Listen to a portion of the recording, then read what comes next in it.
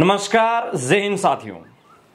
सेना भर्ती exam, air force enrolment और एयरफोर्स रिजल्ट, ये सैन्य भर्ती प्रक्रियाएं जो पेंडिंग की स्थिति में है और वर्तमान की स्थिति में ये जितनी भी भर्ती प्रक्रियाएं हैं वह रद्द होने के दायरे की जो न्यूज सामने आई है उसको लेके अब कोर्ट के अगल बगल से गुजर रही है। कोर्ट की इस महीने की स्टार्टिंग में अब जो छुट्टियों का जो सेशन है वो पूरा होने जा रहा है और इसी बीच आगामी सप्ताह या आने वाले 10 दिनों के भीतर कोर्ट के अंदर आपको ये सारी की सारी प्रक्रियाएं आपके सामने से जरूर आपको देखने को मिल जाएगी। इसी बीच आज सुबह से मेरे पास कई ऐसे साथियों के मैसेज कॉल आए हैं जिन्होंने कहा है कि सर क्या हमने आपके पास अगर कागज जमा करवा दिए हैं, डॉक्यूमेंट दे दिए हैं, क्या हम अदर पार्टी को दे सकते हैं? तो मेरा अभी भी उनके लिए यही जवाब है कि नो। अब मैं आपको फर्क भी समझा दूंगा। देखिए, सबसे पहले आप इस बात को नोट कीजिए कि रीट पिटीशन और पीआईएल में बहुत फर्क होता है। जो पार्टी आपको ये कह रही है कि आप अपने डॉक्यूमेंट कहीं भी जमा करा सकते हैं, इससे कोई फर्क नहीं पड़ेगा, तो मैं उनसे रिक्वेस्ट करूंगा कि आप पीआईएल दर्ज करवा रहे हैं, हमारा जो वर्क है वो रीट पिटीशन की ओर है। आप रीट पिटीशन की ओर अगर काम कर रहे हैं, रीट पिटीशन के माध्यम से कोर्ट जा रहे हैं, तो आप जिस जगह अपने डॉक्यूमेंट दे रहे हैं, जिस याचिका में अपने डॉक्यूमेंट लगा रहे हैं, उसके अलावा किसी भी प्रकार की कहीं अगर याचिका दायर हो रही है तो उस याचिका में अपने डॉक्यूमेंट ना दें। इसके बारे में आप अच्छे से एक बार फिर कंसर्न कर लीजिए, ये एकदम आपको फॉलो करने योग्य बात है। दूसरी चीज, उनसे मेरा एक आग्रह रहेगा कि आप जल्दबाजी के अंदर कुछ ऐसे डिसीजन ले रहे हैं, क्योंकि मैं जितने भी राजस्थान से हैं, देश से जो भी लोग याचिकाएं लेके कोर्ट जा रहे हैं, मैं उनके भी जो कार्रवाई है उसको देख रहा हूं, उनके जो कार्य है उसमें जरूर अपना चाहता हूं कि मैं अभी उनको सुझाव दे पाऊं, अगर वो एक्सेप्ट करते हैं तो। मैं जब देख रहा था कि वहां 10 डिफेक्ट्स, मतलब 10 से ज्यादा ऐसे प्रभावित चीजें सामने आ चुकी है, जिसमें वकालतनामा खाली दर्शाया जा रहा है, वकालतनामा पे साइन नहीं बताए जा रहे हैं। ये एक अच्छे वकील के अगर आप कार्यभार की अगर सीमा देख रहे हैं तो उसमें ये सब चीजें नहीं आती है। तो आप अपनी ओर से उसके अंदर सुधार कीजिए, क्योंकि हाँ, आप अच्छा काम कर रहे हैं, लेकिन कई ऐसी चीजें जो आपको युवाओं को बताना चाहिए कि पीआईएल और रीट पिटीशन में बहुत फर्क होता है। पीआईएल के अंदर आपको पता है कि सिंगल याचिकाकर्ता होता है या 5-4 याचिकाकर्ता होते हैं, और उसमें विशेष तौर से सामाजिक संगठन करता है। और जो पीआईएल दर्ज करवाने वाले व्यक्ति आपसे ये बात बोल रहे हैं वो इस दोष से पीड़ित भी नहीं है, वो केवल और केवल एक सामाजिक कार्यकर्ता या किसी संगठन से जुड़े हुए हैं, और उनकी जो ये कार्य है वो वाकई में काबिल तारीफ है। लेकिन उनकी पीआईएल के अंदर इस प्रकार के उन्होंने इफेक्ट्स बताए हैं जो रीट पिटीशन से बिल्कुल ही भिन्न है। तो रीट पिटीशन में और पीआईएल में आपने फर्क जरूर समझा होगा।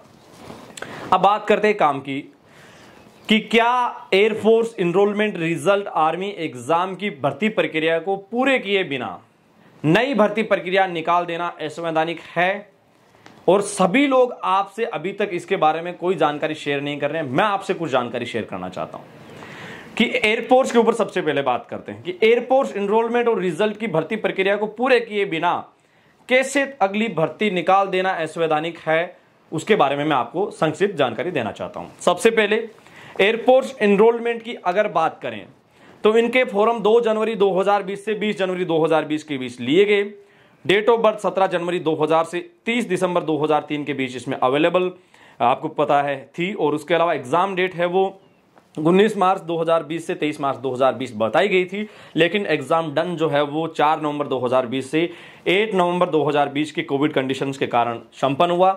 पीएसएल डेट इनकी 31 मई 2021 थी और वैलिड अप जो डेट थी वो थी 23 नवंबर 2021, लेकिन प्रेजेंट स्टेटस है वो है ज्वाइनिंग ड्यू। ये है एयरफोर्स एनरोलमेंट का। मैं पूरी एकदम लाइन टू लाइन आपके साथ जानकारी शेयर कर रहा हूं, जो आपसे काफी जो हमारे साथी है वो शेयर नहीं कर पा रहे हैं। इसके बाद ऑनलाइन जो आपके बात करते हैं रिजल्ट जो एयरफोर्स की है उसकी 20 जनवरी 2021 से 7 फरवरी 2021 के बीच एयरफोर्स रिजल्ट के लिए जो इंतजार कर रहे हैं उन भाइयों के फॉर्म भरवाए गए। डेट ऑफ बर्थ क्राइटेरिया था वो 16 जनवरी 2001 से 29 दिसंबर 2004 और एग्जाम डेट थी वो 18 अप्रैल 21 से 22 अप्रैल 21 था, लेकिन 12 जुलाई 2021 से 18 जुलाई 2021 के बीच इनका एग्जाम है वो कंप्लीट करवाया गया कोविड कंडीशन के कारण। PSL date due, result due और प्रेजेंट टाइम में स्टेटस है वो भी रिजल्ट ड्यू का है। ये 2 भर्तियां पेंडिंग थी, लेकिन इसी बीच एक आ जाती है ओपन रैली, वो आती है सितंबर। और ये सबसे बड़ा प्रूफ है, वो कोर्ट में सबसे बड़ी एक काम आने वाली बात है वो ये है कि आईएएफ रैली 20 जो है वो राजस्थान के जोधपुर में कंडक्ट हुई। 27 सितंबर 2020 से 28 सितंबर के बीच इनके फॉर्म भरवाए गए। 17 जनवरी 2000 से 30 दिसंबर 2003 के बीच इनकी डेट ऑफ बर्थ का क्राइटेरिया था। और विशेष तौर से एग्जाम डेट था वो 9 अक्टूबर 2020 से 19 अक्टूबर 2020, जिसमें आपका पीएफटी और रिटर्न की प्रक्रिया थी वो थी। एग्जाम है वो टाइम टू टाइम आपको पता डन हुआ। पीएसएल डेट भी इनकी लगी 15 जनवरी 2021 को। 15 जून 2021 तक वैलिड अपडेट थी और इनको ज्वाइनिंग फरवरी 2021 में दे दी जाती है। ध्यान से समझिएगा, जो भर्ती 2020 जनवरी में शुरू हुई, जिसकी सारी प्रक्रियाएं पूरी कर ली गई, जो भर्ती जनवरी 2020 के फोरम से लेके अंतिम पीएसएल तक कंप्लीट हो जाती है, वो भर्ती प्रक्रिया अभी भी ड्यू है। और जो भर्ती प्रक्रिया 27 सितंबर 2020 से 28 सितंबर 2020 को, माने कि जनवरी में होने वाली भर्ती प्रक्रिया वर्तमान तक ड्यू है और सितंबर 2020 में होने वाली भर्ती की प्रक्रिया ज्वाइनिंग तक चली जाती है। और इसमें वर्तमान स्थिति है वो ज्वाइनिंग भी फरवरी 2021 में भी ज्वाइनिंग दे दी गई, तकरीबन 1 साल पहले। ये बिल्कुल असंवैधानिक है। 2 भर्ती प्रक्रियाएं, जिसमें एयरफोर्स एनरोलमेंट रिजल्ट को ड्यू रखना और उसके पश्चात ओपन रैली भर्ती को ज्वाइनिंग देना और उसके पश्चात आगामी अग्निपथ स्कीम के तहत नई भर्ती योजना निकाल देना। बोले तो 3 भर्ती प्रक्रियाओं को नजरअंदाज करते हुए अग्निपथ स्कीम को आप लॉन्च कर रहे हैं। इसकी क्या गारंटी है कि अग्निपथ स्कीम के तहत होने वाली भर्तियां भी कंप्लीट हो जाएगी, क्योंकि 2 साल से तो ऐसा होता नहीं आ रहा है। सो बात की एक बात बोलें कि पुरानी भर्ती प्रक्रियाओं की प्रोसेस को बिना कंप्लीट किए आप नई भर्ती प्रोसीजर्स के तहत नई भर्ती निकाल रहे हैं, जो बिल्कुल जितने भी आर्टिकल है संविधान के उसके तहत असंवैधानिक है और ये हमारे लिए कोर्ट में सबसे मजबूत पक्ष भी रहेगा। बात करते हैं आर्मी की। आर्मी एग्जाम में सीधी सी बात, देश के कई ऐसे सेंटर हैं। मैं आर्मी रिक्रूटमेंट ऑफिस के थ्रू होने वाली भर्तियों की बात नहीं कर रहा हूं, एआरओज की ओर से होने वाली भर्तियों की बात कर रहा हूं। एआरओ की ओर से नहीं, बल्कि जो रिलेशन भर्तियां उनकी ओर से। रिलेशन की भर्तियां देश में कई ऐसी भर्तियां कंडक्ट हुई है जिसके भीतर सपोज दैट जीडी की जो है उनको तो रोक लिया गया, कलरक, टेक्निकल और ट्रेडमैन जैसे एग्जाम है वो आगे करवा दिए गए। उदाहरण के लिए 2021 में कई ऐसी भर्तियां हुई सेंटर में जहां जीडी की जो भर्ती देखने वाले बच्चे थे उनको तो होल्ड रखा गया, उनको तो रोका गया और उनके साथ ही भर्ती देखने वाले कलरक, ट्रेडमैन, नर्सिंग असिस्टेंट सहित कई ऐसी ट्रेड की भर्तियां जो सेंटर में हुई उनके एग्जाम कंडक्ट करवाए। ये ऐसे 1-2 जगह से हमारे पास कागज हैं जो हमारे लिए बेहद महत्वपूर्ण है और ये आर्मी एग्जाम के लिए सबसे पॉजिटिव और सबसे बेस्ट पॉइंट सामने रखा गया है। अब यहां आपको विशेष तौर से बता दें, एयरफोर्स एनरोलमेंट और आर्मी एग्जाम को लेके हमारे पास कई ऐसे स्टूडेंट्स, कई ऐसे हमारे भाई हैं जिन्होंने एयरफोर्स एनरोलमेंट के रिजल्ट के आर्मी एग्जाम के इंतजार में दिल्ली पुलिस, नेवी में, कोस्ट गार्ड में कई ऐसी नौकरियां छोड़ी है इनके इंतजार में, जो अपने आप में एक बेहतर मजबूत पक्ष है। अगर कोर्ट ये बोल दे कि उनको छोड़ने का कारण क्या है, तो सीधा सा एक वजह कि इनकी जो पे, वेतन, स्किल्स है या जितने भी टर्म्स है वो उन नौकरियों से ज्यादा है, प्लस पॉइंट में है। और ये हर एक व्यक्ति का अधिकार होता है कि वो बेहतर जो रास्ते हैं उसको चुनने के लिए जो उसके पास पहले से जो चीजें हैं उसको वो दरकिनार करके आ सकता है। ये हमें संविधान में राइट्स है।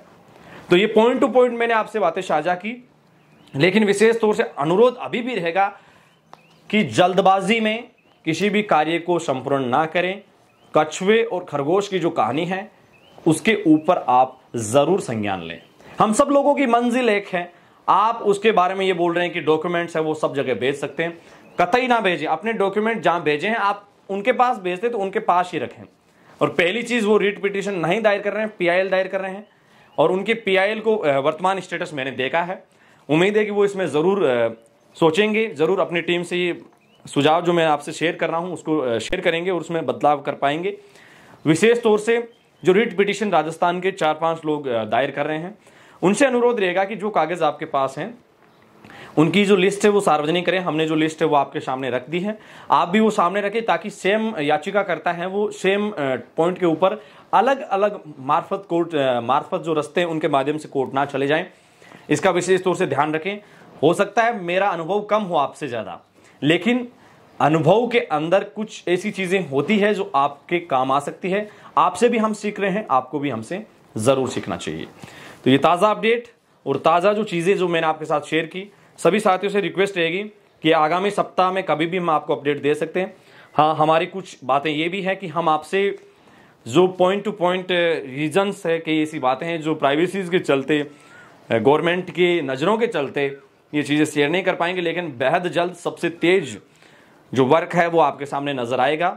ये भी आपसे विश्वास दिला के देके जा रहे। बाकी हम सब लोग एक हैं, हम सबका कार्य एक है, हम आप युवाओं के लिए काम कर रहे हैं। इसलिए जिनको सहयोग की आवश्यकता है, आप अपना सहयोग भी उधर जहां भी ज़रूरत पड़ रही है, लाइक हमें भी, सो सब जगह आप अपना सहयोग दीजिए, जैसे भी सहयोग दे सकते हैं, फिजिकली, फाइनेंशियली, डॉक्यूमेंट के माध्यम से या अपनी सलाह मशविरा के माध्यम से।